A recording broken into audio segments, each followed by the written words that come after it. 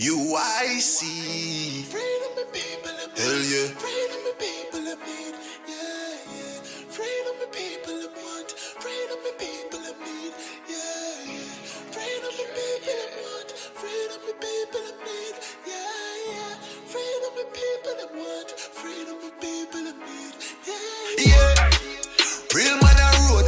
Now bow wolf in a tree grand a road. Now bow down to no demon a road. UIC when you see man a road, me say yeah. Real man a road.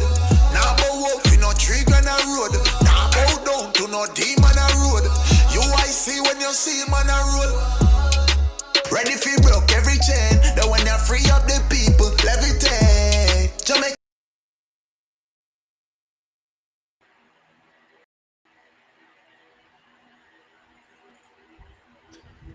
Hello, good evening, and welcome to another edition of UIC Liberty TV. This is Joseph Patterson. Looking forward to having a good chat with you this evening about a very important topic of property ownership in Jamaica. We're going to talk about the policies of the UIC and share a little bit about what's currently happening in the marketplace and how we're going to fix a lot of those problems. I hope you can hear me clearly.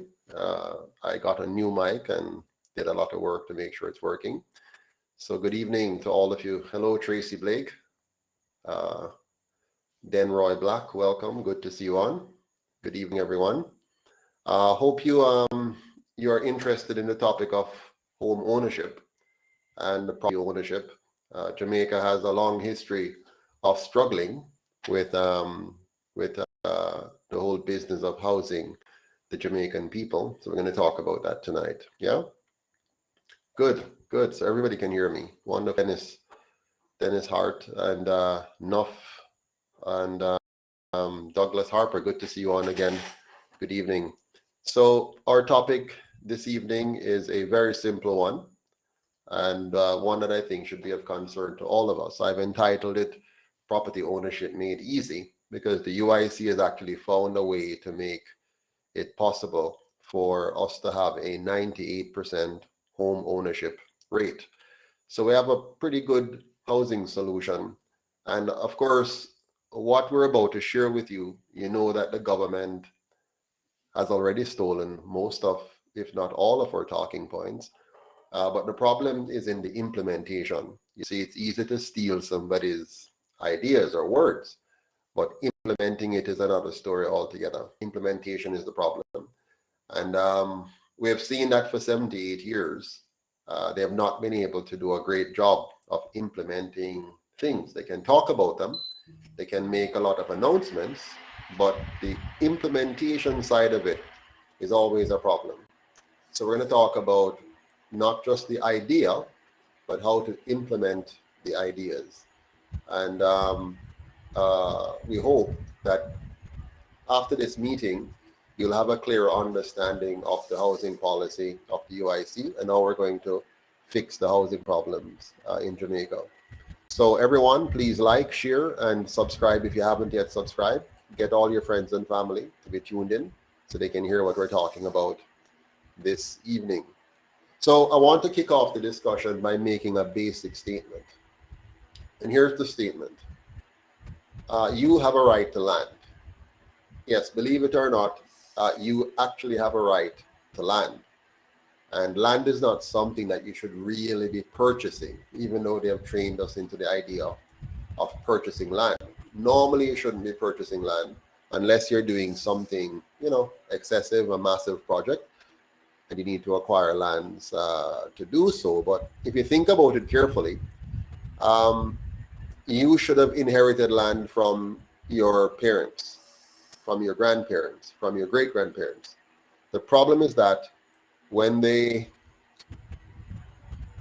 enslaved our people, they stole our lands, and then later on they made those lands into crown lands.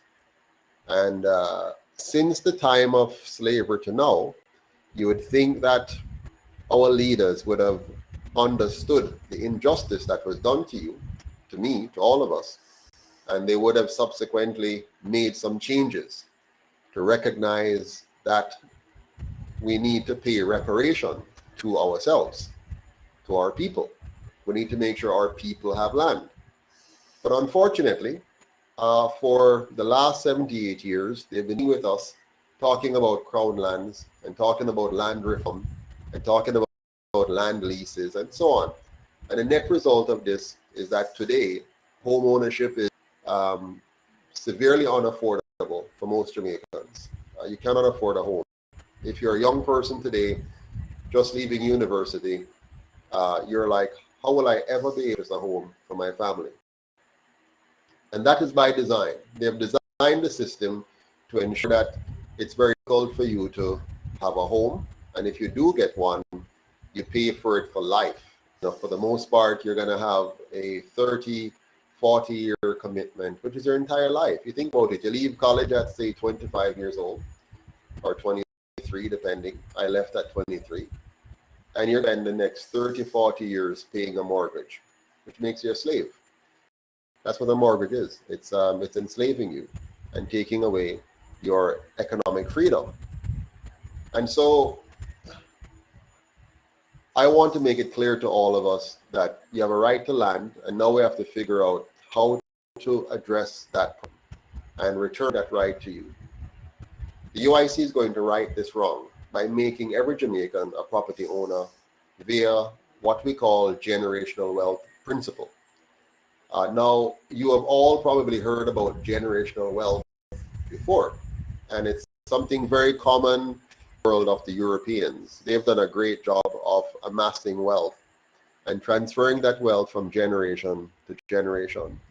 Most of us Jamaicans have had to find a way to create our own wealth at whatever age, and many times there's nothing left for us to hand down.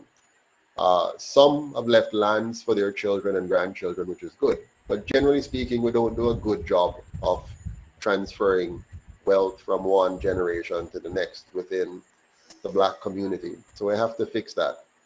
So the UIC has a plan that is going to help us to have affordable housing, but not the little boxes you see right now. If you look, you see the government gave us these NHD houses, some little boxes.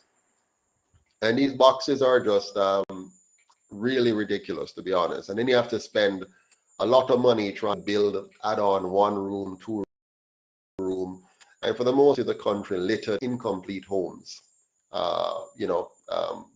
Some raw blocks, some steel sticking out, some walls that have been rendered for years, and it's just sitting there, not very healthy, not very pleasant to the sight. And so we need to find a way to change that. And so the UIC has designed a model to change that. But everything has economic consequences. So you have to be careful with the economics of what you're doing. So what we want to do, I want to say this. The government has a massive amount of land, which is called crown lands. So we're going to divest those lands. We're going to make sure those lands move from being government owned to being lands that are under production.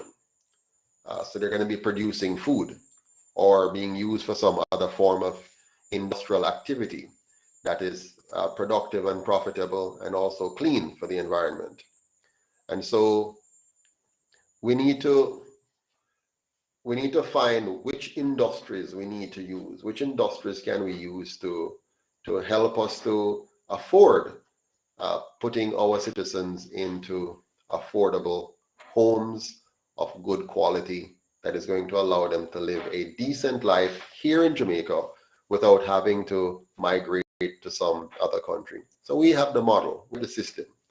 Our system begins with the idea that if you were to use the Singaporean model of creating middle to high density condominiums in places where you currently have ghettos and garrisons and squatter communities, and you clean up those areas, and you're going to transition them out of the kind of space that they are to spaces that different strata, income stratas can fit in them without feeling uncomfortable because of the. And this was done very, very effectively in Singapore, in that they were able to create these beautiful spaces where you have parks, you have community centers, you have restaurants, you have lots of green spaces around. You even include on the building itself structures that you can actually grow things on, and you build into it water harvesting capacity to capture water from surfaces designed for you to harvest potable water. So you're doing a lot of engineering that is going to make the place pleasant, green, healthy, and very good for a community. You're going to make it so attractive that it's appealing to the upper class, the middle, and the lower class, so to speak. The goal is to kind of change the whole texture of the society so that we don't have this clarity of lower class, middle class, upper class. You just have very nice buildings which allow people of different income levels to fit into these buildings. And so when you create these condominiums, I'm going to show you in a bit how it's done. I'm going to show you a video that explains it, how one country did it, and how we can build on that model. So what we're going to end up with are concentrated areas of nice high-rise condominiums, well designed for the environment. So you want to make sure that you position them properly for lighting, for wind movement, for rain harvesting, for solar energy harvesting. You ensure that you have a nice mix for those who have young families, those who are senior citizens. You want to make sure you have the roads and the sidewalks built for the able-bodied and the disabled. You want to make sure you have safe spaces for children, for young families. So you want to really design this for double living. But what you're going to be doing is putting a large portion of your population in these condos. This is going to leave a vast amount of good quality lands available now for production, which is very important. The goal is to make sure we're not using good lands that are for agriculture. Yeah, that you're not using good lands which are for agriculture and using those good lands for building houses. And I hope you can hear me clearly. Yeah. So good King, good night, Unity, or Elsa, I think it is, or Elsie. I'm going to talk about that issue that you're raising about giving away lands. We're not going to just give away land. What we're doing is a structured program here that is going to make sure that we have a solid economy and at the same time have very high quality housing. Notice I'm stressing high quality housing. This is very important. So what we're going to have here right across the country are these nice pockets of beautifully designed condominiums. And once we have those in place, how do you finance it? So the land itself that we have in Jamaica, all of this land, the people of Jamaica. So we need to give that land back to the people of Jamaica. But you can't just give people land like that, because the truth of the matter is not everyone will know what to do with it. Not everyone will have an interest in doing farming with it. So you'll see a lot of land that's just sitting around idle. So the goal must be to put our good lands under production, but then make sure people have quality housing. Land is going to be used primarily for agriculture, tourism, industry. And then the high-rise buildings, so we go up, we don't go wide, we don't spread out and use up all of our land and damage all of our good farmland. So we're going to go up instead of going wide. Right now, the policy of the government is mostly going wide as opposed to going up. We're going to go up. Now, with going up, we're going to be able to get 98% of our population owning a decent home, 2, 3, 4 bedroom condominiums, nice. Intergenerational. So here you're going to have a lovely home, which will be intergenerational, passing down from one generation to the next. The way we're going to structure these homes and these condos is such that property management. So we're not going to leave it to the citizens to decide the upkeep of the building. We're going to put proper rules and guidance in place, proper policing in place, but we're going to have a property management company which manages all of these condominiums so that they never decline in their appearance. Of them are kept up and the quality of experience of the citizens are kept up as well. So you'll all have the decent gardens, the swimming pool, the community center with the gym, the digital library infrastructure will be there, the play area for the children or the toddlers will be there, and all of that. So we're going to make sure that you have a well-managed society, safe, clean, and orderly. You always hear me talk about that. Safe, clean, and orderly. So we're going to make sure we have that at all times. Now, once we have this in place, you need to have an economic engine. Now, the construction itself is going to create a period of economic boom. That massive construction of all of these condos and getting families into them and so on, that's going to create its own economic boom. But you need something more sustainable that's going to carry on beyond just the that one time, even though it's over a number of years, but it's still a one-time economic boom created by the constructions that we're doing, right? There's also going to be a continuous GDP impact of the maintenance contract of these facilities, the longer-term mortgage payments that will happen for the home themselves of the family, as well as the strata fees to participate in the maintenance. But that's fine. That will be a part of the economic model. But a bigger part of the model is if you look at the density of housing on one side, the density of housing on one side, and then you look at the amount of land we're going to now open up on the other side. And what we're going to do with those lands, we're going to lease those lands to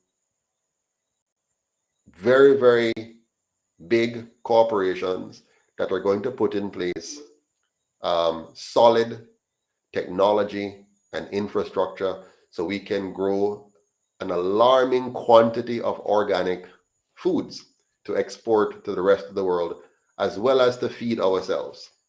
So now we're going to move away from all the herbicides and pesticides that are currently damaging our environment.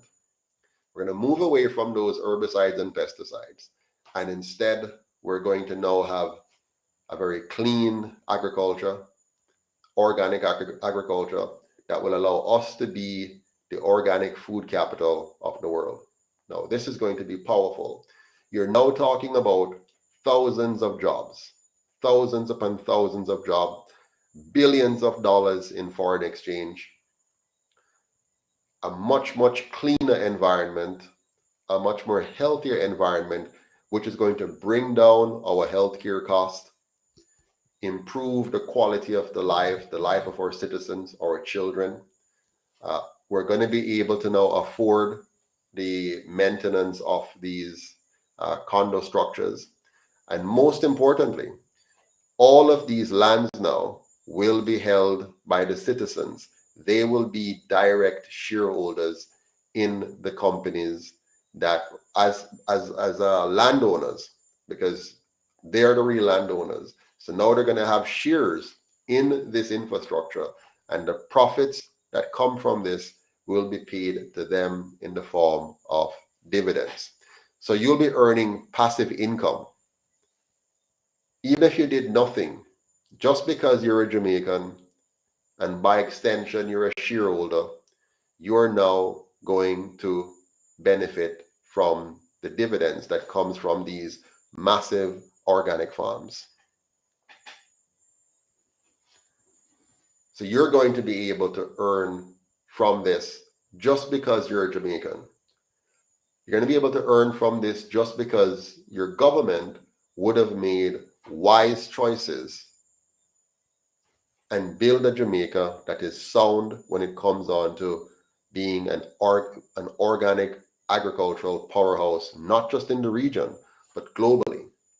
Now, you might think this is not possible, but I'm going to show you how possible it is. I'm going to show you a video on that as well, so you see how very possible this is.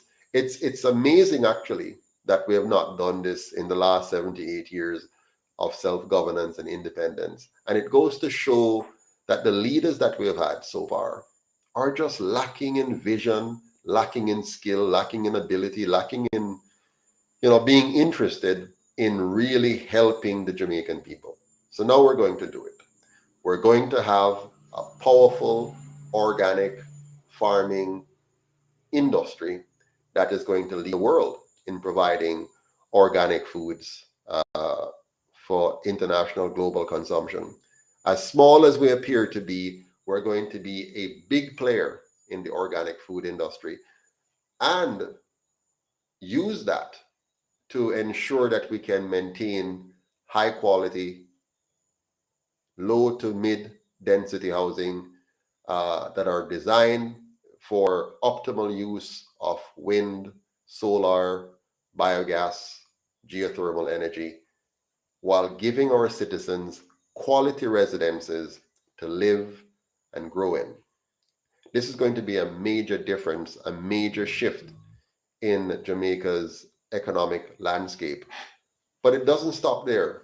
In order for us to ensure that our housing policy succeed and ensure that the Jamaican people have the foundation that they need as individuals to succeed, we have a third element. So the housing is one element, which gives you a housing boom for a period.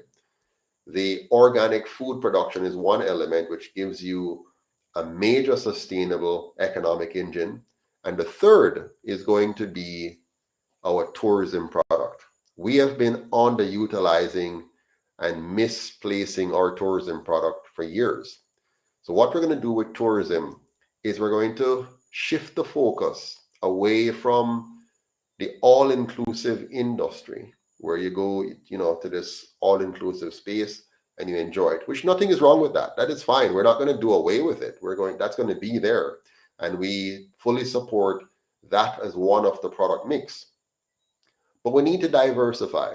We need to diversify into a different kind of tourism, one that engages all of Jamaica and all the people of Jamaica. So in this model, what we're going to do is something that should have been done from day one. Again, I don't know why they haven't done it, but it should have been done from day one. Why don't we make all of Jamaica a tourist destination? So no matter which part of Jamaica you go, you feel like you're in a tourist destination. That's what I'm talking about. So if you go to Tivoli, if you go to Seaview Gardens, if you go to Olympic Way, if you go to Denham Town, if you go to Bacawal, it doesn't matter where in Jamaica you go. The place is designed to look, smell, feel like a tourist destination. You're talking about, in the tourist sector, we currently employ about 170,000 persons in the tourist industry in Jamaica, which is very small, too small.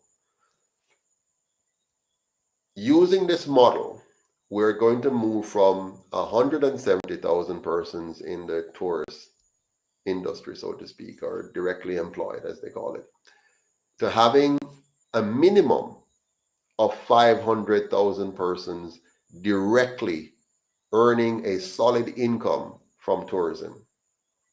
Now, this is going to be a big game changer. This is going to, look what we're just doing here. We are sending our economy through the roof by simply respecting the Jamaican people. by simply believing that we deserve good communities. We deserve good roads. We deserve good sidewalks. We deserve good street lights. We deserve plants and grass manicured and maintained around our community. We deserve to have a decent, clean, good smelling community. Every one of us. And so your government, a UIC government, is going to have that kind of respect for you and pay that kind of attention to every community in Jamaica so that all Jamaicans are living in what looks like a tourist destination. To make this work, we're going to have to change the police force into a police service which is embedded in the community. So now your police officer is not just is not what you see today. It's not an element of brute force and fear. Your police officer is going to become like a social worker who lives in the community that he is representing. He's a part, he or she, is a part of the community, a part of the church, a part of the local clinic, a part of the school community, a friendly neighbor, and somebody that the society, the community looks up to, respects, and honors because of who they are, how they're trained, how they behave. So we change the entry requirement. We can't have, persons who are not mentally equipped to be professionals as police officers. We need to have persons of the highest caliber. So, and we have to pay them now at a level so that they can be respected in the society, because people know that when you're a police officer, you're well paid. The police officer must live in a good home, drive a decent car, be able to pay for his or her children to go to school, be able to eat well and live well, and somebody that is a part of the community infrastructure. He or she must be a key element of the daily hub of the community. So people have disputes, they don't fear to call him or call her to help to resolve the dispute before it gets to something uglier. Yeah. So a complete shift and change of our police force into a police service that will not only serve and protect, but serve, protect, and respect the citizens. And so now you're going to have, again, as I said before, a change in our community. And the change is going to be where we're going to have community again. We're going to have community instead of just having houses and people. We're going to have community. So a vibrant community with a simple thing like a public park.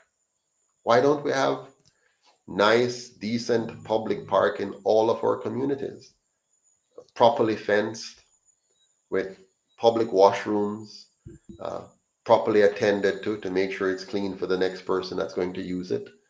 Water fountain for the citizens to get a drink from, a tennis court to play, a little basketball court over there, a small football field, area for the toddlers to go on the monkey bar and play, a sandbox or something more healthy, park benches for the citizens to sit on and enjoy a cool afternoon on Sunday or Saturday, or cool evening after coming home from work and go for a stroll in the park.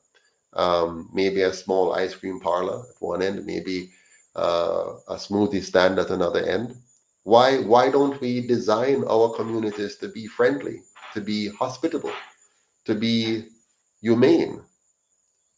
Instead, we just have these concrete structures and these dirty streets and these potholes all over the place and these, broken down, old, unattended sidewalks, or no sidewalk at all, missing light, or everything just looks dilapidated, uncared for, unplanned, unmanaged. So what we're going to do is change that. We're going to make Jamaica a managed country. So we're going to have a country that is safe, with a different kind of policing that is going to really get into the community. So it's going to be safe. And one of the ways we're going to make the community safe is by caring for our children. So we don't want to have our children leaving high school, okay? Because the system right now is failing miserably, right? So every year we have about 70% of our students leaving high school being unprepared, ill-equipped for the world in which they find themselves, to the point where the Prime Minister is now looking to import skilled labor, because after 78 years, they have not been able to create a country where we have the skilled labor that we need.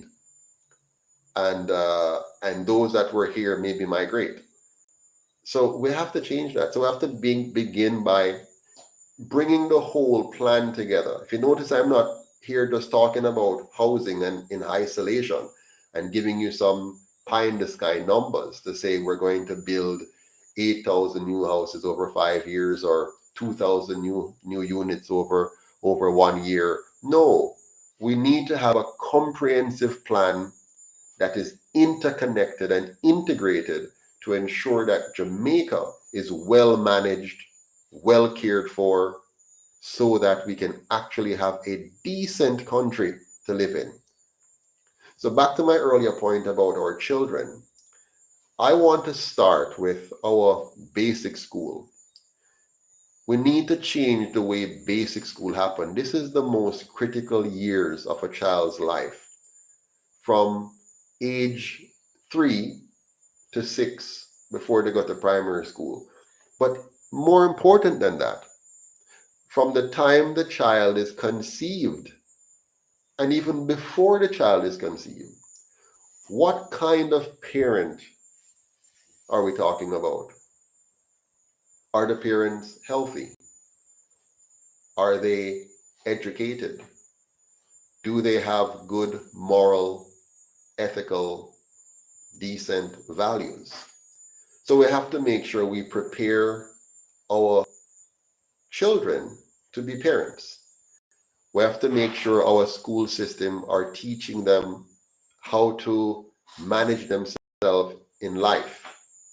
Yeah? You have to make sure that the student graduates with 3 things intact. Number 1, they need to understand themselves, mind, body, and personality. Mind, body, and character. Mind, body, and spirit. They must truly, fully understand their constitution. What makes them human? What is the purpose of being a human being? How should one conduct one's life for optimal living? Understanding your health, your body, how your body works, how to maintain a healthy mind and a healthy body, and how to maintain healthy relationships. Spousal relationship, parental relationship, general family relationship, business relationship. So they have to master not only themselves, they have to master human behavior and human relations to reduce the unnecessary conflicts we have and the wrong way of solving conflicts. Then they have to learn about money, the science of money, the history of money, how to manage money, what is a good monetary system versus a bad one, the politics of money, political economy, so that they can understand when they're being tricked by politicians, so they can make good voter decisions, good civic decisions. But I was trying to say that we need to begin this at the early childhood stage by first make sure prenatally the mother understands how to care for her body and the father understands how to care for the mother, so that the child and himself, so that the child they bring into this world is as optimal as possible. And then they have to know how to care for the child. You know, what kind of diet, what kind of social interactions, sounds, the music, the whole family relationship. So we have to re-engineer our society, not by force, by the way, but by educating those who are willing to learn. Provide them the tools, the means, the access. Yeah. And so once we address, and again, you're doing multiple things, right? We're not doing one and then the other. You're doing many things simultaneously. But to address the basic school situation, you want to make sure that the teachers that are teaching at the basic school actually know how to teach children, actually understand how children learn, childhood behavior, how children mature. We have suffered greatly as a nation because we have damaged our kids from basic school. From the very basic school level, we damaged them. The amount of beating that we used to get. You have, teachers who don't know what they're teaching. They're just there. They're placed in front of a child and they're given power over innocent child who doesn't know anything. And they damage the children. So we have to intervene now and help the basic schools to have access to tools to bring our teachers up. Our goal in the longer term is to make sure that those who teach our children have a minimum of a master's degree in the area that they're teaching. So if you're teaching children at the basic school level, you must have a master's degree in early childhood education and understanding how to properly train, educate, and help a child to develop within that early childhood, parameter. But we have to be creative about it. We can't follow the old-fashioned method of education either. So we have to now create what I like to call a digital library that is, for the most part, free. It allows citizens to tap into structured courses that they can take online. And of course, there are sessions they can go to in person sometimes. But you come to this thing and you learn. So a person at the basic school level, for example, you will allow them to go in and take courses at their own leisure. And as they take them, you provide incentives for taking them. And as they take the courses and pass those incentives and pass those courses, they get an incentive. They get a reward for that. And so without using a stick, you encourage people, without force or fraud, you encourage people to build themselves up so that they can participate at a higher level of society. Yeah. And so now you have, basic school teachers who now may not know what they're doing will now have an easy, accessible way to know what they're doing and gradually build their own competences and transmit that to our children. And over, different years, the level of learning, both for the teacher and the students, are increasing. And the population in total is now benefiting tremendously. So you have addressed now the basic school, and that carries over into the primary. You want your teachers there to be at the master's level at a minimum. And again, they're now building quality graduates at the primary level. Because here's the problem we have in Jamaica. The child goes to school at 3 years old, maybe. Much damage is done at age 3 to 6. Then you graduate that problem to the primary school, where they spend another 5 years? What is it? Grade 1, 2, 3, 4, 5, 6, 6 years. Yeah. So 3 plus 6, 9. A lot of failure took place during that additional 3 years, and the 9 years was 9 years now of failure, right? And then they go off now to a high school, and they spend another 5 years in high school, and so now you have 14 years, 14, 15 years, depending, even 16 years, depending on where the cutoff happens, and they come out into society completely unprepared for life. That is just insane. Think about it. It's absolutely insane for you to take a human being for 14, 15, 16, 17 years, and they come out not having the core competences to be an effective human being. We're not even talking just about reading and writing. You must be able to read with understanding. You must be able to analyze, to reason, to forecast, to design, to create something, to produce something of value for society, right? And you must be able to work in teams, work on your own. You must be able to compute. You must be able to, you know, analyze and figure things out. But unfortunately, that's not what we have. And then some of us go on to university and spend another 3 to 4 years, depending on the kind of course you're taking. And still, when you look at the Jamaican productivity, it is still way down because we're doing the wrong things. Let me tell you a story, a personal story. When I left Jamaica as an engineer and I went to Canada and I was applying for work, I couldn't find any job for about 6 months. Couldn't get any job, at least not in the area that I thought I should be employed in. And I applied for many jobs, and they keep telling me either I am overqualified or I'm underqualified. I was a trained engineer here in Jamaica, but in Canada, when I applied for different jobs, which are comparable to my competences, I thought they told me I was underqualified or overqualified. Yeah. And so I got called to one company, and on my resume I told them I know how to use a lathe a lathe machine. I used lathe when I was in both at St. Andrew Technical High School. I used the lathe machine. You make a screw, you make a bar, you make so on. And I had used the lathe as well when I was at UTech. So I went and I told them I could use the lathe. And so the man called me and he said, all right, come here. And him say, show me how you use the lathe.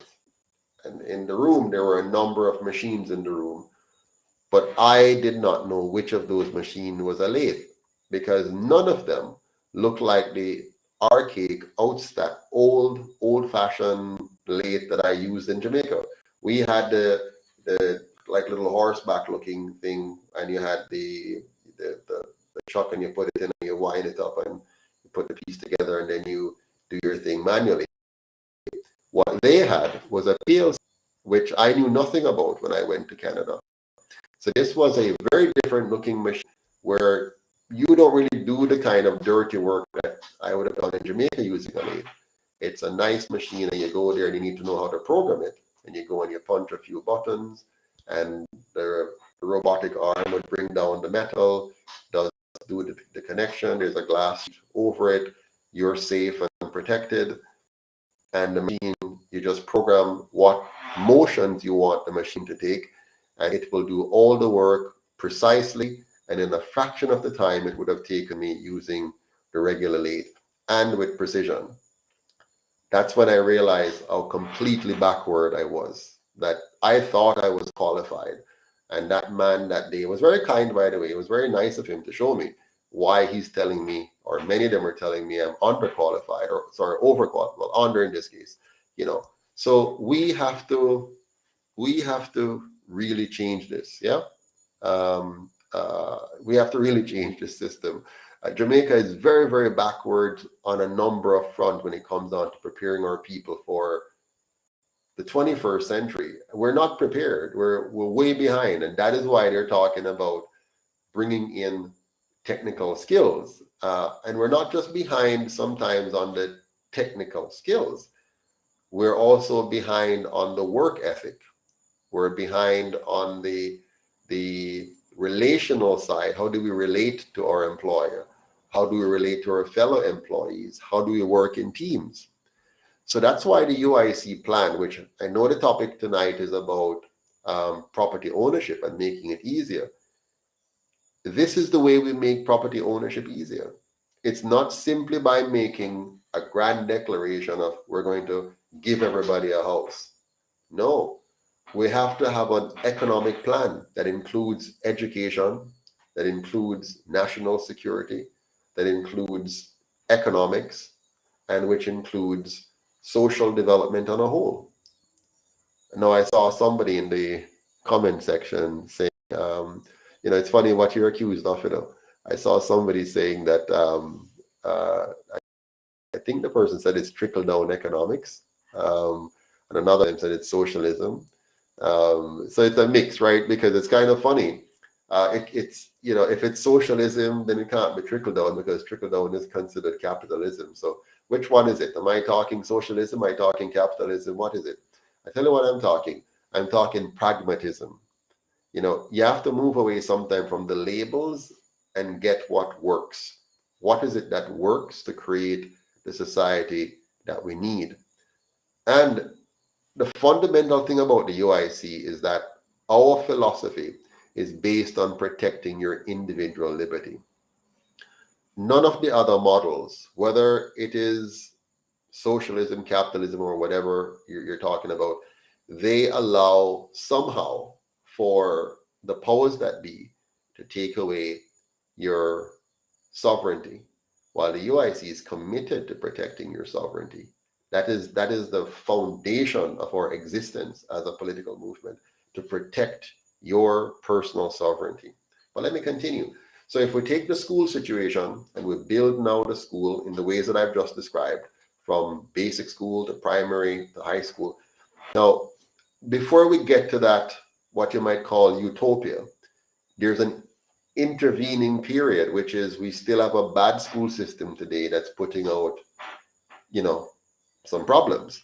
So what the UIC is going to do, we're going to make sure that every single child leaving school, every single one, if they're not going into a post-secondary program, university, trade, whatever it is, if they're not going into a post-secondary program or into a business of their own making or a business with their parent or whatever, if they're not going into that, we are going to make sure that every child goes immediately into an apprenticeship position in a workplace where they're learning to work and they're being paid for that work.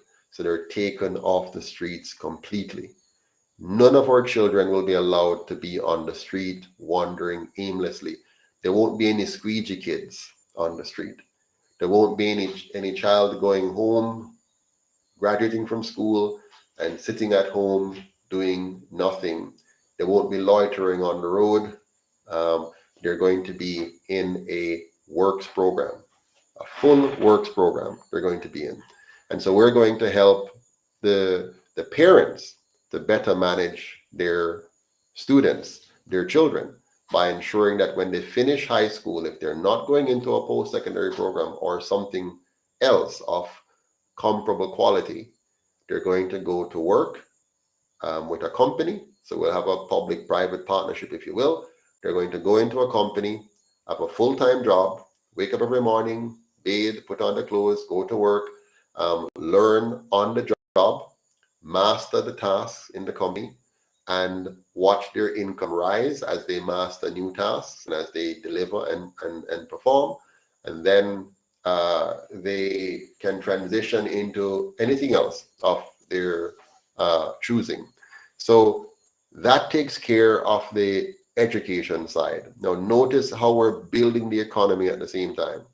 Once these young people are in a earning capacity and working and adding value and building their skills and building their knowledge, it is building the economy, which is adding to our GDP and adding to our human capital.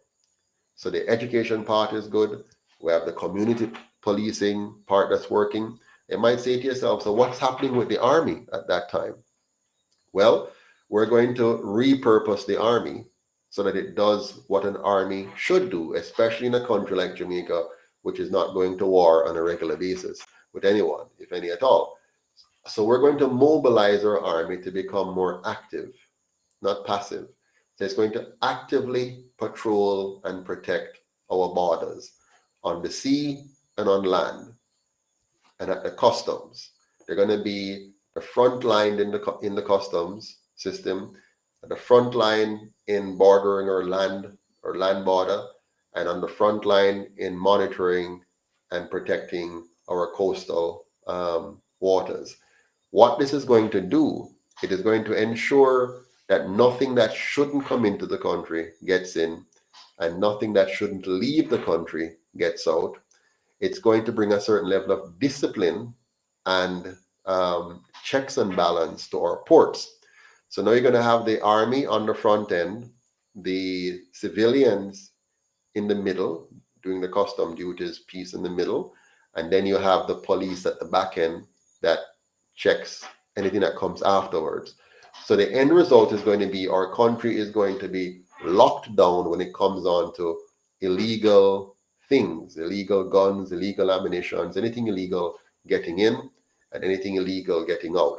So it's going to become a very secure country. Less guns on the road, less ammunitions, illegal ammunitions, less chances of you being killed by being shot. And remember, we have mopped up all the young people and moved them into either post-secondary studies, or they're into the workforce, earning and growing their competencies at the same time. So we have dealt with the education, we have dealt with the community policing, re-embedding the police in the community, back that community spirit, even by the housing design, the clean environment, the manicuring of our entire country, making all of it a tourist destination.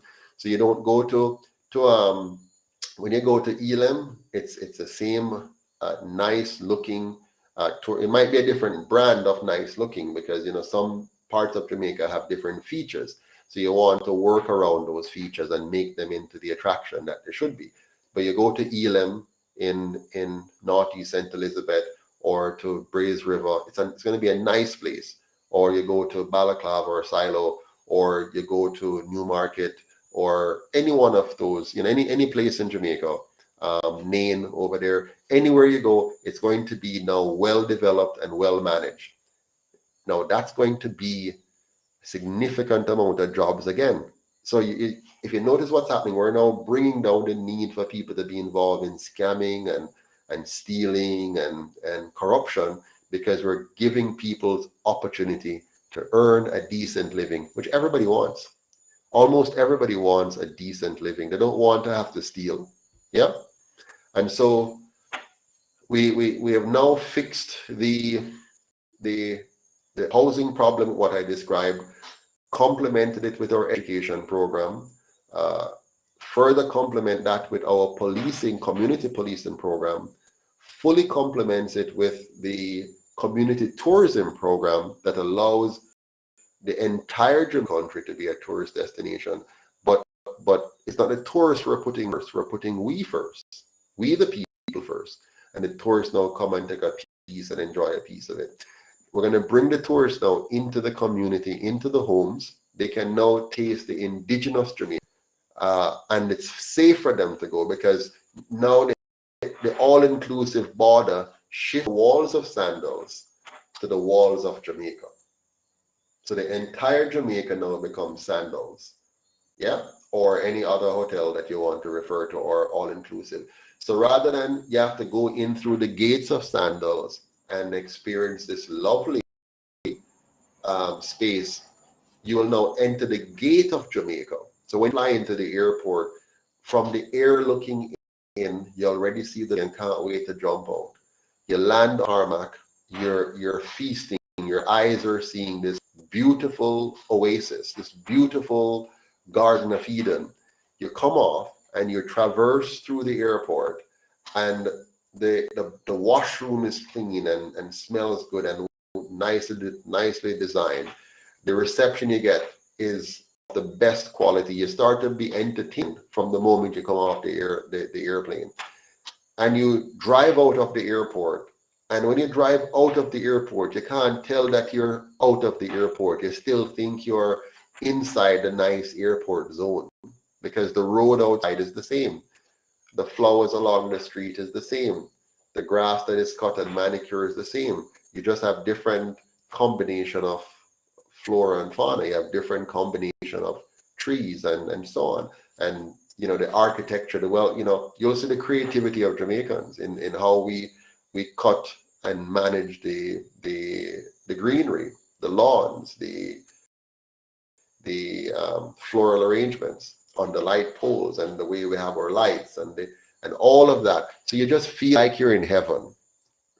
You're not driving out of the airport and then getting into this smelly zone and seeing garbage all over the place and these old zinc fences and ugly looking stuff. Now you're going to see a beautiful Jamaica from end until you get to your destination, whether you're staying in an Airbnb at somebody's home, or you're going to one of the all-inclusive resort, or you're just going to camp out in some kind of the hills or whatever. The whole experience is one that is safe, that is clean, that is orderly, that looks good, that smells good, that feels good, right through. So if you're a Jamaican coming back home, you're proud. And if you're a foreigner coming here for the first time, you don't want to leave. You want to come back year after year. So our repeat business will go up. But more than that, you're now going to push your tourist arrivals up from 3 million a year to 12 million a year, 24 million a year. You won't have room enough now to receive the amount of tourists coming in. And because they're spending the money at the grassroots level and they're eating Jamaican food, our yam, our banana, our dasheen, our breadfruit, our ackee, our mangoes, our cherry, our apple, our sweet sop, because they're eating grown and made in Jamaica food, now that money is staying here. Yes, if they go to the all-inclusive, they might still be getting some imported food. But when you come to the indigenous homes, the people of Jamaica's home, now you're going to enjoy Jamaica to its fullest. You're going to be entertained, you're going to eat, you're going to be able to stay up late and hear the stories, participate in the dance, go to the various festivities, and you're just going to love it. You're not going to want to leave the country. And then you're going to come back over and over. When everybody said, we're going again for your vacation, back to Jamaica. But they said, but last year and the year before, that's where you went. Yes, man, but I was only able to go to Portland. I want to go to St. Mary. I want to go to Clarendon. I want to go to St. Elizabeth, and so on and so on and so on. It's not a few little destinations now. It is, and then you feel safe, So because they feel so safe, all of the fear and stuff, that's not a factor anymore. And because Jamaica is now richer, nobody now want to get into nothing. Nobody now want to risk doing bad things and lose their freedom and lose their life or whatever, because we're going to be so focused on maintaining the quality that we have produced. So again, we deal with housing. We have a good housing product now. We have we're now the organic food capital of the world, exporting massively. Now I want to show you why all that I'm telling you we can do. I want you now to see why everything I'm telling you we can do. Watch this little video. You're going to see that if they can do it, we can do it too, and we can do it better. We can do it too, and we can do it better. I want you to watch this and tell me if we can't do this. Okay?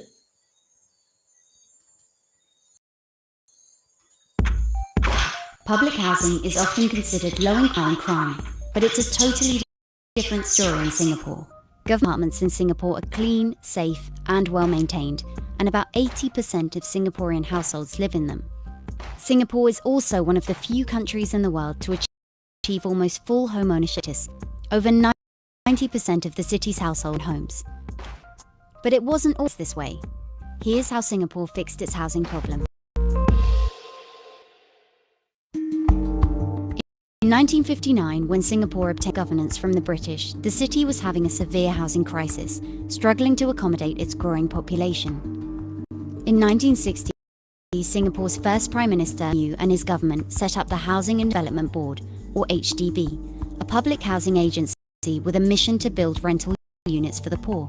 At the time, many Migrants, including those from Malaysia, were living in unhygienic slums. Increasing racial tension between Chinese and Malays, the HDB had a hard time convincing them to leave their informal settlements for new high-rises. Then came the still unexplained fire which broke out in the squatter settlement of Bukit Ho Swee on the 25th of May 1961. An area of 400,000 square meters was razed, 4 people were killed and around 16,000 left homeless. The government successfully rehoused all of the fire victims within a year and built new housing on the site of the disaster in the next 5 years. Its speedy reaction won over the people and paved the way for future public housing projects. Singapore must be one of the few places in the world where a statutory board satisfactorily completed everything it set out to do in its first 5-year plan. By 1965, the HDB managed to build over 51,000 apartments, rehousing 400,000 people, a quarter of the then population, solving the housing shortage. Apart from renting out apartments, HDB also started to sell them in 1964. Singaporeans are required to save part of their salaries in a state-managed plan called Central Provident Fund. At first, the fund only provided for retirement. Then, in 1968, the government allowed the use of the fund for housing expenses, helping more people become homeowners. Unlike many other countries, Singapore's public housing is not only for the poor, instead it caters to the masses. Citizens within certain income ceilings can buy various types of property, from basic 2-room apartments to upmarket units in condominiums with a swimming pool and a gym. Their prices are usually 20 to 30% cheaper than those in the private market. But you've got to apply and order the apartment first, then wait several years for it to be built. Also, you can't sell it until you finish the 5-year minimum occupation period. Today, HDB has planned, designed and built over 1 million apartments spreading over the city-state. The percentage of people living in public housing has grown from 9% in 1960 to 82% in 2016, and the home ownership rate has also increased rapidly with the rise of Singapore's economy. Singapore's public housing is considered as one of the world's best, but some see it as a way of social control. For instance, quotas ensure a mix of Chinese, Indians and Malays in each HDB block, aiming to carefully integrate ethnic groups and prevent the formation of a volatile racial enclave. But still, a mighty agency with effective policies and strong political will has fixed Singapore's housing crisis and improved the living conditions of millions.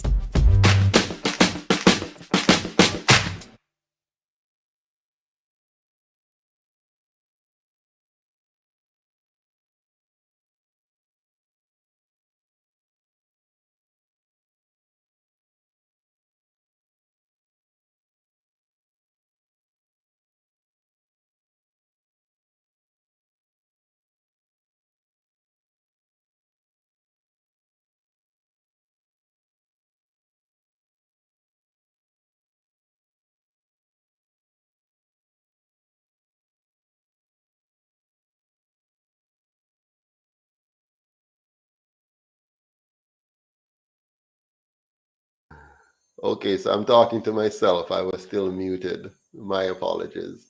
Do you think we can achieve what Singapore did? Can we do what they did and can we do it better? Or are we doomed to being a failed state?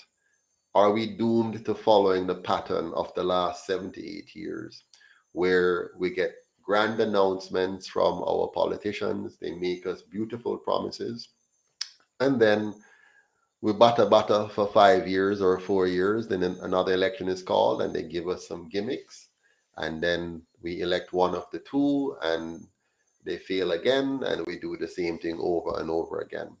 Can we do better? You can type in the comment box, type yes we can, if you think we can do better.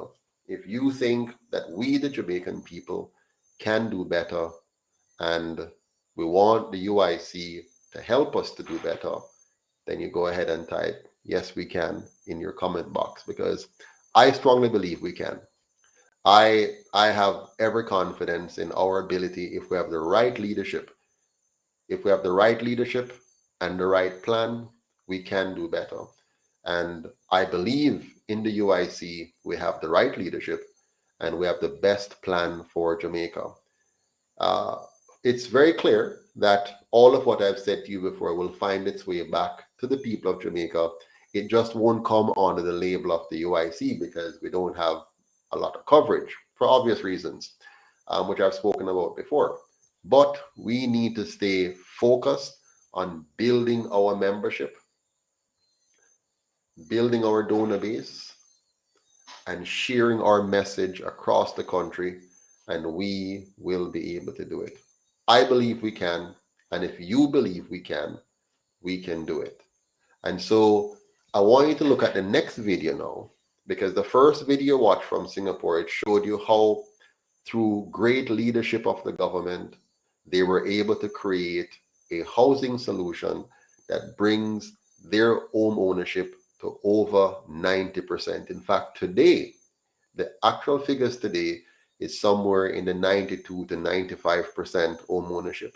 We in the UIC have set an ambitious goal, which we know we can achieve, of 98% home ownership. I know we can achieve this if we have the right leadership and we have the right solution. We have people who are not merely politicians, but they are visionaries and architects, engineers, smart people who understand economics and who care about Jamaica and are not here to simply line their pockets.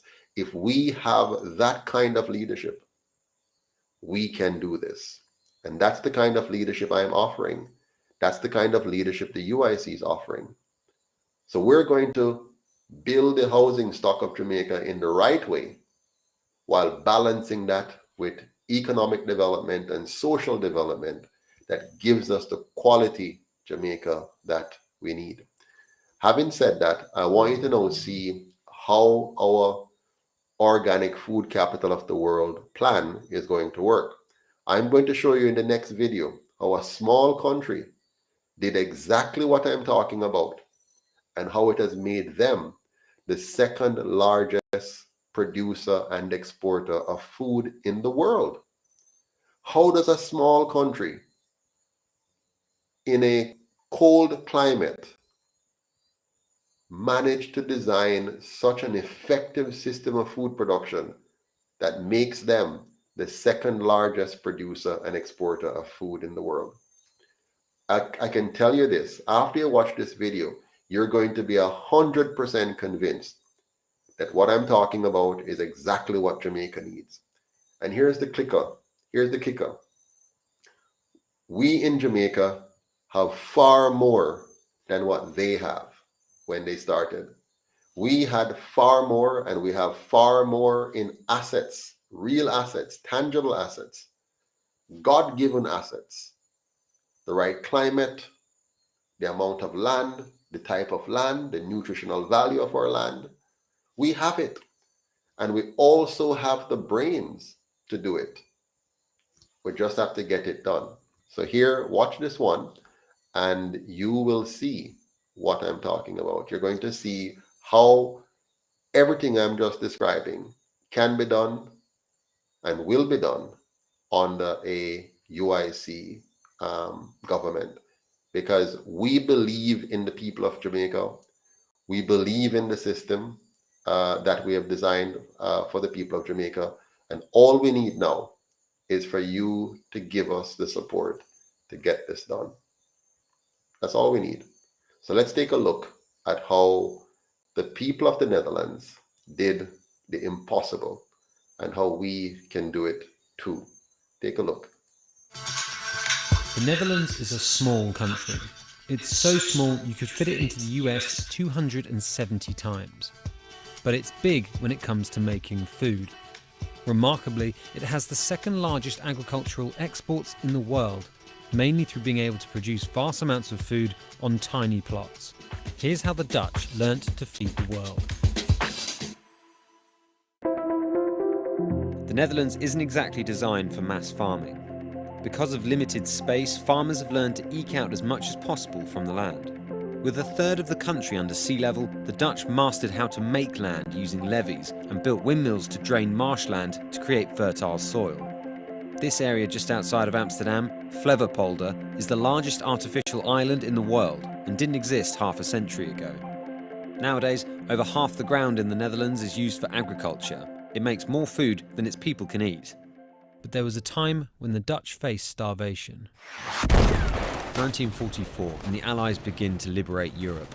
The Nazis occupy the Netherlands and begin a blockade of the north.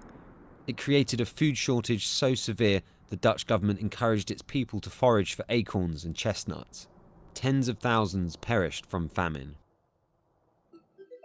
After the war, as the Dutch rebuilt, ensuring food security became a priority. The issue was important to the new Minister for Agriculture, Sicko Mansholt, a former farmer and a resistance fighter in the war. He'd begin to drive changes that would turn farming into big business. Before the war, Dutch farms operated like those in most other countries. Small plots had a few livestock and produced a mixture of seasonal crops to service local populations. Mansholt wanted mass production and built on a decades-long system of state support for farming. He pursued a policy of land consolidation. Larger, more productive farms were encouraged to absorb smaller, less profitable farms. It was all about using less labour to improve yields. In 1963, the government launched a fund to help older farmers sell up and to help young farmers start new businesses. State funding into research and technology such as fertilizers and machinery followed, and thanks to aid from the US Marshall Plan, numbers of tractors rose quickly, helping farmers work more land. Dairy production grew fast as cooling tanks and milking machines were invented. In 1960, the average Dutch dairy cow would produce 4,200 kilograms of milk per year. In 2007, this had nearly doubled to 7,880 kilograms.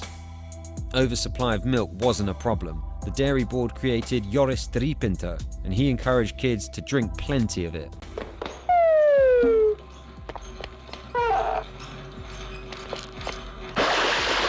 Nou, heel gewoon hè, 3 glazen melk per dag. But technical innovation didn't stop with machines.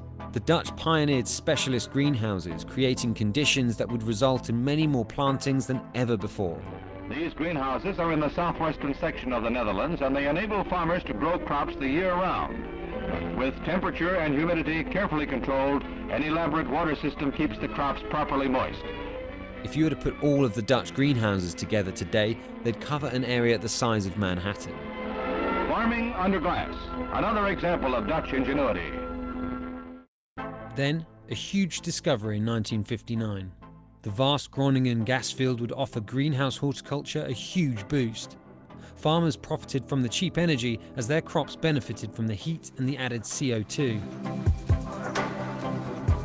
The Netherlands now has the world's highest yields per hectare for cucumbers, chili peppers and tomatoes, all carefully picked for their profitability. Reducing water use is part of making efficiencies too. Today, some farms use just 4 litres to grow a kilo of glasshouse tomatoes. The global average is 214 litres. All this built on a rich culture of farming that already existed. The Dutch were master breeders of plants and livestock and were a nation of traders thanks to the ports at Rotterdam and Amsterdam. The state built on this expertise to transform farming, including a focus on education and research, as part of a holistic approach to benefiting the entire industry. It hasn't all been good though. The Dutch have been criticised for getting ahead with over-intensive methods and using synthetic fertilisers to boost production. They're now working to change this. In 1999, the country used more fertiliser than any other European country, spreading on average 500 kilos per hectare. By 2014 though, that figure had more than halved. By working together, farmers, scientists, businesses and the state turned the Netherlands into a world leader in modern farming. Its knowledge and state-of-the-art technology will be vital in tackling the future of a rising global population with billions more mouths to feed.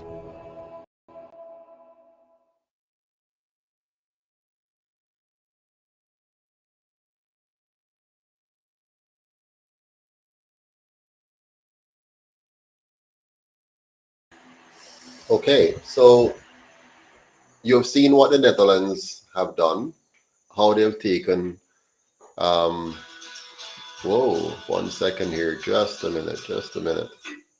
Yeah, you've seen how the Netherlands have taken their small plot of land in a winter environment and turned that into a massive opportunity for their people. And if you notice, they integrated business, scientists, education, government, all working together to create the kind of output that we need. And I believe we can do the same thing right here in Jamaica, and we can do it better. And so the UIC has put together this solid plan, end to end, from our basic schools to our primary schools, to our high schools, to our colleges, to our business places, to our homes. And we're not going to just have condos. Condos is the way to make sure we don't have urban sprawl, and we provide affordable, accessible, clean, decent homes for the vast majority of Jamaicans who are low income and need an opportunity to get out of that low income status. So a person who is able to afford something different, we're not going to stop you. The government is not here to stop anyone from doing whatever they think is best for them. Remember, the UIC is the government that protects your individual liberty, your right to your life, to your liberty, and to your property. You have the final say in what you're going to do with your life. What the government is doing is creating an opportunity for those people who have been severely marginalized. You have a lot of Jamaicans who are living in squalor right as we speak, and they have no hope of escaping that squalor. They have been given all kinds of promises.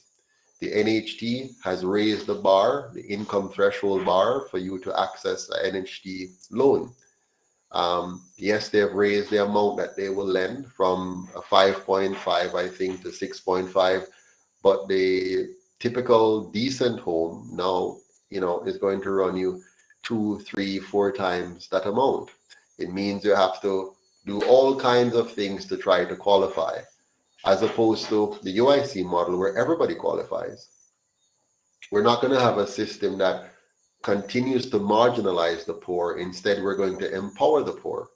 So every poor family, like my mother was, when I was a little boy, we lived in that one-room house, one room, no inside bathroom, no separate kitchen, no separate bedroom. We were in one room, about 12 by 12. I want a poor single mother like my mother was, to be able to have a decent 2 or 3 bedroom home in a beautiful condo, nice balcony. Downstairs they have the community center and all the amenities that will make for a healthy and decent living. And it's all being maintained as part of a total package that mixes different income stratas of people. And the economy allows all of them to live peacefully and decently and in order. So we're going to work on that. We're going to make that a reality. And so we're going to take the people out of the ghettos, get rid of the zinc fences. So no more ghettos, no more garrisons, no more squatting. And we're going to clean up the country and give the Jamaican people that solid environment that they can all be proud of, and tourists can be happy to visit, and the entire economy can boom as a result. So, time for questions. What questions do you have for me? We have approximately 12 minutes to take questions. So let me see what we have here. I am seeing question 1. What are we going to do with all the criminals that already embedded in the country? Very good question. We are going to provide an opportunity for many criminals to stop being criminals, and we're going to have a police service that will make it easier for us to capture and incarcerate and punish those who still want to be criminals. But we're going to create an environment that makes it less necessary for you to be a criminal. If you're let's say an older person who still have some working life in you, or a workfare program which provides work for adults in the same way that we provided for the young people, will help many persons to not have to resort to a life of crime, or help them to come out of a life of crime. We have a Truth and Reconciliation Commission with an amnesty program that's going to help us to narrow the gap as well and move people out of criminality. Next question.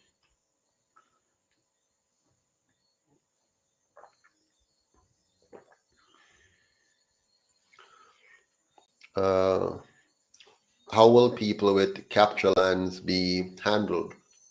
Good question. We are anybody who has captured any land, it will depend on the circumstances. So if it's private property that belongs to somebody else, then obviously we will have to honor the private property rights of the owner if we can't come to some kind of negotiation that allows us to acquire the lands and do a proper conversion to help those people.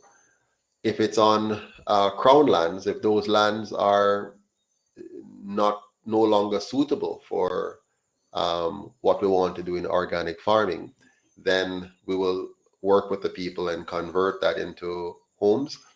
But very likely in many cases, we're going to have to simply relocate the persons into the new facilities we're talking about and, repurpose those areas to work effectively. But we'll do it on a case-by-case basis. We're not going to, have a one-size-fit-all approach. We're going to make sure we try to work with the sensitivities, the whole, human factor. Sometimes where people are living in these squatter communities, they may already have some kind of connection to the area that would make it logical to keep them there and fix the situation. In other cases, it may be logical to relocate and use that as a fix. Next question. Who is controlling the shipping ports? Is it the Chinese? How do we know if they're not bringing in illegal stuff? How do we deal with that? Very good question, Robin, Jared. So under the UIC system, our shipping ports will fall under the Army. So we're going to have our Army fully engaged in managing the ports. You'll have two other lines of defense. So we have a 3-line of defense system. The Army at the front end, the civilians in the middle, and the police at the back end. So when we're finished, those 3 lines of defense would really reduce the risk of things coming in that shouldn't come in, and vice versa. Next question. How would we have the liberty to build and live in a bungalow style? Oh, would we have the liberty to build and live in a bungalow style house and not high rise? Absolutely. The high rise is really the government solution, which will be taken up by maybe 70% of the population. The other 30% will be a mix of other kinds of homes. There are other people with their homes already. A part of our housing solution is to help those who already have homes to finish those homes. If they're not finished or if they're in a dilapidated state, we will invest in their completion and in their refurbishing.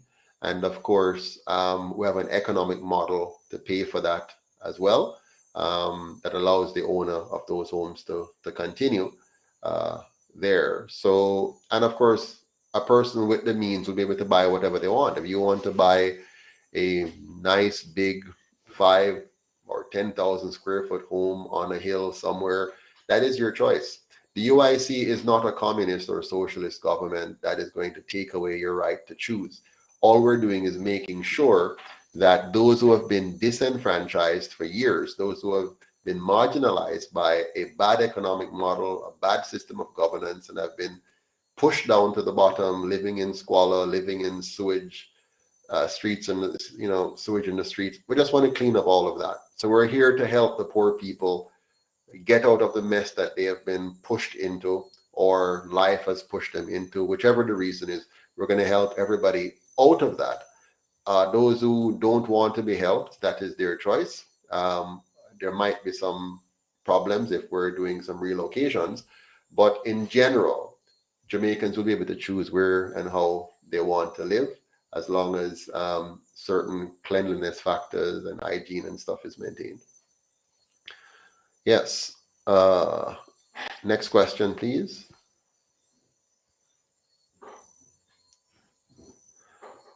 Okay, Douglas Allen, how to do serious on the ground campaigning within the next 12 months, or thinking about solving Jamaica's housing problem over the next 10 years. Which of these problems must be focused on first?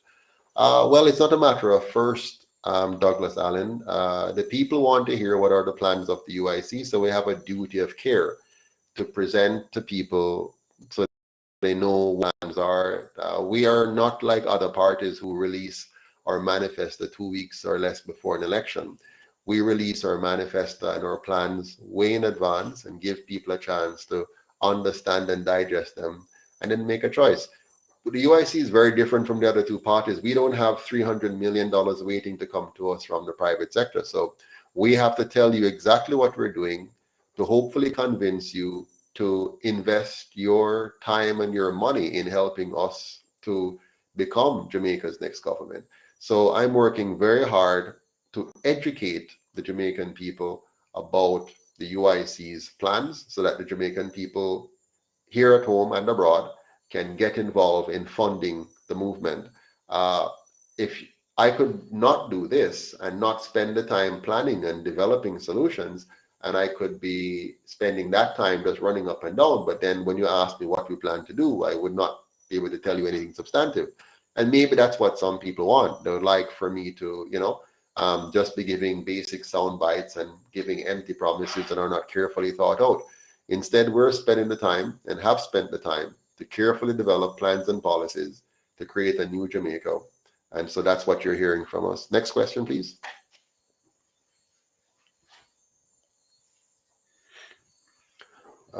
Adrian Enriquez, Mr. Patterson, only you can, as Prime Minister, get the country to be smart, forward-thinking, and pragmatic about getting this import-addicted and materialistic country to produce and do so efficiently.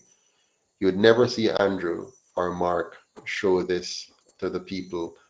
Thank you very much, Adrian. Much appreciated. I see where Douglas Allen, who is my opposition spokesman on this program, is saying that I'm preaching to the choir. No, I'm not. I think many of you may have heard some of what I'm saying before, and you, Mr. Allen, because you may be a long-standing follower who have followed most of, if not all of what my presentations, you are well informed and well educated on the issue. But there are others who might not be as informed as you are, so it's okay. But I do share your concern though, Mr. Allen. Your concern is that we need to have more boots on the ground, as they say, and that will come. A part of that boots on the ground comes with the funding that we have to do it. As I told you a million times before, I, like all of you on this live, or most of you, or maybe all, I have a full-time job like everybody else. So I am not a full-time politician. I have my business that I am running, which requires my full-time attention. And I give, believe it or not, like from this morning I woke up until now, I've been doing UIC business every other few minutes of the day. You would be amazed at how much time it takes to try to organize our people into a formidable force. What amazes me is how two white men were able to organize two political parties that have withstood the test of time for almost 80 years in one case and over 80 years in the other case. And it dawned on me that part of it is A, they're built by two white men, and B, those two white men had the support of the colonial masters, and C, the small financial elite fully backs them. All the other parties from Marcus Garvey to now has failed simply because they do not have the blessings of the colonial masters, and they did not have the blessings of the powerful moneyed elites. And so I'm trying to do the impossible here. And I've invested a lot of time and energy in it to my detriment. I mean, if you see the kind of onslaughts I'm suffering and the persecution, it's amazing. But I'm still trying, and my focus is to really get you, Mr. Allen, and all of us to realize that bashing me is not really the answer. The answer is for you to get involved. If you think that there's something that I'm not doing that I should do, come and test it now. Come and do it and see how well it is. Come and show me. So you can fly down if you're away and take a month off and come and demonstrate to me how it is. Of course, that might still not be representative of the situation because you'll be on vacation maybe.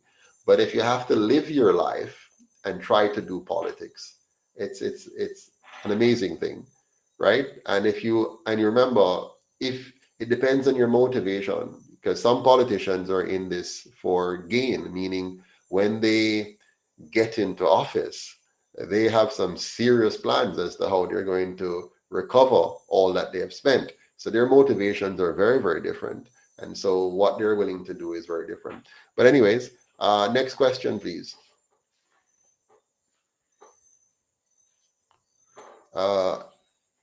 Mr. Patterson, what are your thoughts on having a national food stockpile or seed bank in ensuring that Jamaica has some level of food security, especially during external shocks and stresses like climate change and price increases? Absolutely. Adrian, you make an excellent point. The UIC, part of our plan, which I didn't speak about tonight, is to have a national national seed bank of all the organic seeds. So a national bank, a massive storage facility where we store all the good seeds that can be replanted and replanted. That is a serious food security issue that we need to address. So the UIC has that in its plans. A part of the food security is what I just described earlier. And if we become a massive producer of organic foods and can export in a big way to the rest of the world, that's food security for us, because we can always eat more of what we, if there's a problem globally, we would have had more production to gain from. And using the permaculture technologies and techniques that we're going to also employ in our forestry area is going to further strengthen our food security going forward. But great point. Thank you so much. Next question. Good night. Wonderful vision you share, says Lamon Sage. I wonder, will the condos, homes be large enough land space for individual farming, and how can average Jamaicans take part in this vision forward so far? What can we do? All right, so the condo homes will not have spaces for individual farming. You will have little areas that we call community farms, which the community can engage in. And again, remember, not everybody wants to do this. So those who want to do it will participate. Those who don't want to do it won't participate. One of the things we're going to do is farm up all the areas around our highways and street. So you'll be driving under a bridge or over and over a pass. You're going to notice under the area that was previously bush that we have to be cutting. Instead, it's going to be a suitable food source will be planted there. Whatever makes sense when you check out the soil type and the sunlight access and the water quality and whatever, then we'll put stuff in. So all kinds of little plots of community farms will be done. When I was in China, I was so impressed when I was going through on the high-speed rail, and you just zoom from one place to the next, and something you get to a point, you're going over a bridge, and you'll just see it's a little underpass, like you have the bridge at the top and you have the road and little underpass here, and you'll see a little old lady in her broad hat, and she's tending a little field that may look like scallion. Maybe it's not scallion, or whatever they had there, some kind of vegetable. And just one lady, and it's a small area, relatively small. Maybe I would say maybe 5 to maybe 15,000 square feet, and she is 15,000 square feet, and she's in this area, and she's just tending to the plants under there. So that's the kind of thing I have in mind. The average Jamaican will take part now in this vision. Now is to help the UIC to win the election. So going to our website, uicjamaica.com, signing up as a member, donating, paying your membership dues of $10 US, equivalent to 1,000 Jamaican, whatever works, volunteering to sit on a committee or to help in whatever way, marketing, whatever makes sense for you. And then get to work promoting, sharing, get people to subscribe to UIC Liberty TV, tell all your friends and family and even your enemies to subscribe to UIC Liberty TV so that they can get this kind of information and much more that we share from time to time. And I'm going to step that up as well. And so, so that's how you can get involved right now. And in the future, you're going to get involved by being a part of the revolution, the whole redoing of Jamaica. It's going to be fun. It's going to be hard work, but it's going to be fun. It's going to be a new day in the history of Jamaica. It's going to be our renaissance. Next question, please. So Carby is asking, Mr. Patterson, what are your thoughts on cybernetics, and would you be open to applying it to other aspects of our society? Good question. You have to tell me some more. Tell me more about that. What do you mean by applying it to other aspects of our society?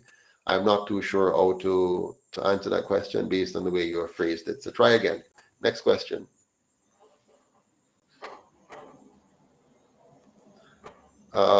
Unity or else, yeah. Mr. Patterson, would you be interested in setting up a sovereign wealth fund? I think Singapore has one of the largest SWF around. Okay, so the Singapore model is different. The sovereign wealth fund, we have a different model that we're going to use, and it's our tax policy. So our tax policy separates our taxes into two buckets.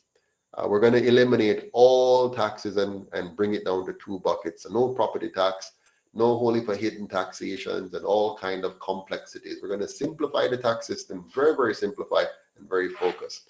So we're going to have two taxes, just two. One will be a 10% income tax, which every single citizen is going to pay. And it's 10% on your income from all sources. So wherever you earn money from, wherever you get money from, you're going to pay 10% of that to the government for the purpose of giving you the absolute best country to run the things that government should run. The other tax will be a 10% sales tax, the GCT. So we're going to bring it down from 15% to 10%. That tax is going to be completely dedicated to the social development side. So the 10% income tax is all the infrastructure, security, national defense, all that stuff that is the normal role of government will be over here. The 10% GCT now is going to deal with the abnormal things. It's going to make sure that every child has the nutrition, education, healthcare, and a decent housing that they need to succeed. It's going to make sure that we have beautiful, what do you call it now, community tourism product. It's going to build those homes that we're talking about and help to fund that part of that structure. And that pool is a very big pool. It's a powerful source of revenue if managed properly. So that will be our sovereign wealth fund, pretty much. We're not going to have a separate bucket or another piece that we do. It's just that's 10% of every sales transaction we're getting to eliminate poverty and make Jamaica safe, clean, beautiful, just a magnificent country. That's what your GCT is going to do. While the income tax is going to make sure you have proper policing, proper roads, street lights, very effective armed forces to patrol our borders, manage our customs. So all the basic things that government should do will be taken care of over here. And all the poverty alleviation and social development things will come from the GCT bucket. Next question, please.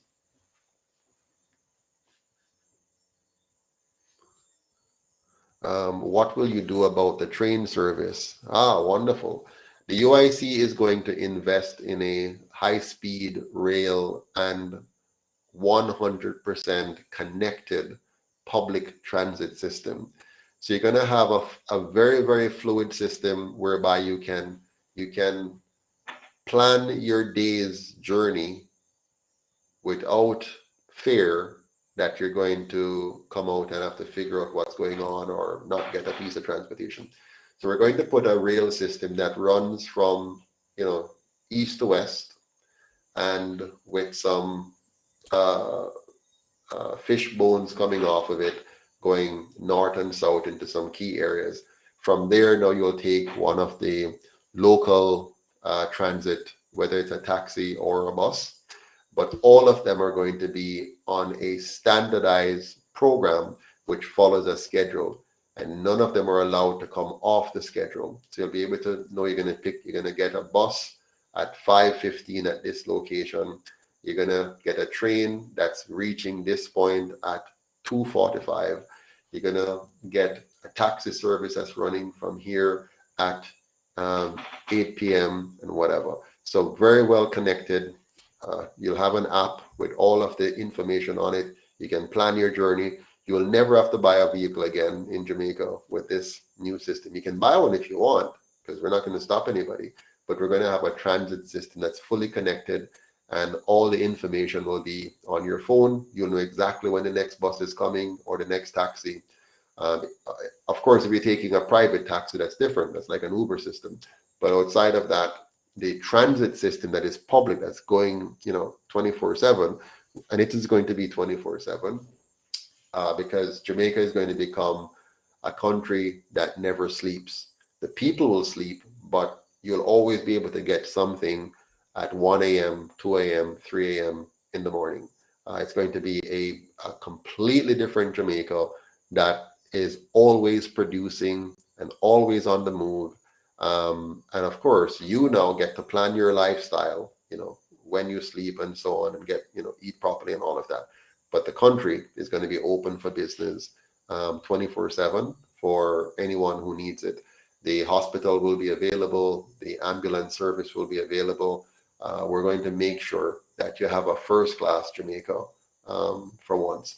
Next question. Oh, by the way, we're also integrating with this a ferry service. So we find that some things are easier to do if you're hopping on a ferry and just getting to another part of the country very quickly. So ferry service, the train service, the bus service, and the taxi service, all integrated on one grid, one app. You can get where you want to go very quickly. Next question from Adrian. Boy, you guys are allowing Adrian to ask all the questions.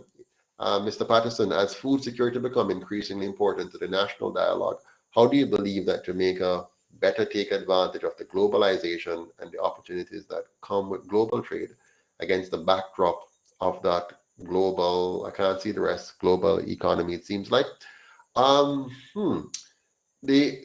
The policy we have, Adrian, of becoming the organic food capital of the world really plugs us into the global agenda in terms of being a major supplier of food around the world.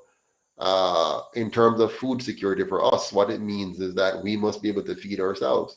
So I want to make sure that we are producing all the food we need for ourselves. There are some foods that we're not going to produce because those are better produced by other countries. And so those will be imported if the market desires them. But outside of that, we're going to have the core foods that we want being produced here. Douglas Harper, will the property management companies be part of the government? Not necessarily. The property management companies may be private companies, as well as the, each of the units may be private units, owned by a private company. That's quite fine by us. It's just that the contractual arrangement between the government and the property management company and the unit owners will be such that there are minimum standard, basic SLAs or service level agreements that will ensure that we're protecting the asset and by extension protecting the value and by extension protecting the interest of the Jamaican people. So that would be the aim. Next question.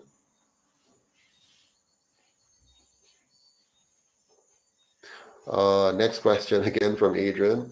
As Jamaica continues to reduce its debt to GDP ratio driven by IMF-induced reforms, which began in 2013, how do you believe that Jamaica can put in longer-term measures which will prevent us from getting back to a state of heavy public debt? I imagine I can't see the rest.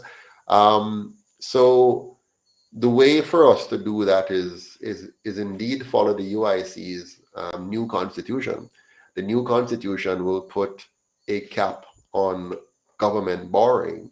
First of all, we're going to change our monetary policy so that the Central Bank of Jamaica actually returns to being the Bank of Jamaica, and the government will borrow from itself instead of borrowing from private bankers at interest. We will only borrow from private lenders when the need is such that it cannot be funded by the localized use of our own money printing facility, because we have to, for example, import something that we can't produce ourselves. So for the services that we need locally and internally, and all of that will be funded by, if there's any need to borrow, it's the government borrowing from itself. The borrowing will be capped so that anything borrowed must be paid back within the generation in which it is borrowed. And the request for borrowing must first be approved by a vote by the people of Jamaica. So we're going to curtail borrowing significantly by having the accountability of the existing politicians be tied to the process of borrowing. We're going to peg the compensation and pensions of the politicians to the performance of the economy. So if you think that you as a leader today can make some dumb decisions and that's going to be paid for by the people of Jamaica while you still get a prime minister's salary as your pension, those days are over, because we're going to peg your pension to the long-term performance of the country. So you're going to share in the pain that you create if you create any. But for the most part, a lot of the problems that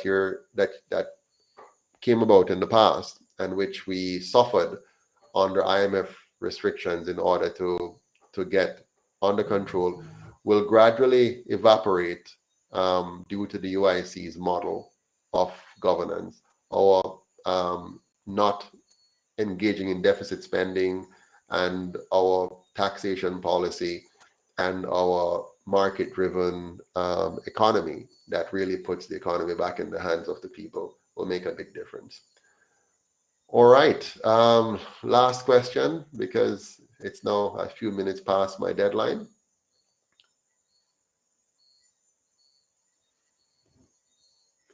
Okay, what about trading with CARICOM Islands? Wonderful, Scotty, good question. The UIC is pro-Caribbean Federation. So we're going to be pushing for a federation of the Caribbean, a nation of the United States of the Caribbean, if you will, and having all of the Caribbean being a part of one country with a number of states.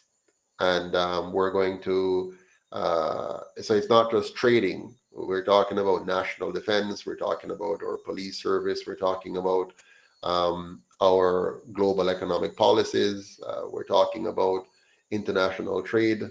We're talking about development of our peoples as one people. So our school curriculum, Afrocentric, and all of that. So we're fully in favor of what do you call it, CARICOM or something else? We're in favor of a united Caribbean and united Africa, and a link between the Caribbean and Africa and the entire global African diaspora. So we become a place where the African man and woman feel safe and know that they are seen as a part of one family, and that Jamaica will lead the way in bringing all of us together, the Caribbean and Africa, through the UIC.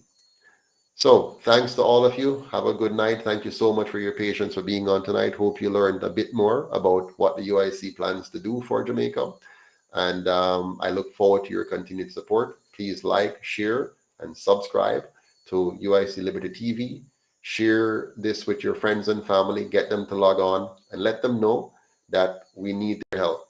We have a plan right now where a few nights ago, many of us agreed that we're going to try to raise 1,000 donors, giving a minimum of $25 a month, so that we can have a budget of at least 25,000 US dollars for the month, so that you can see us all over the place. And we need to do this in a hurry. We have to do this now so that we can get across all 14 parishes, all 228 divisions, all 6,200 or 6,300 polling divisions, and get out there and meet all the people, educate the people, mobilize the people, organize the people, so that we can elect a majority of UIC MPs and a majority of UIC councillors.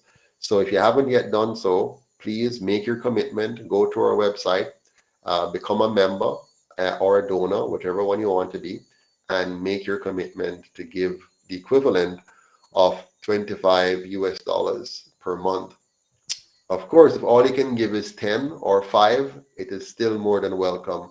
Give what you can. It's just that our plan right now, our fundraising plan, so we can finance a strong UIC, have a strong admin team, a strong marketing team, so we can organize our candidates, train our candidates, recruit more candidates, and you can see us out on the road every day, connecting with the people and building the tent so that we can win the next election.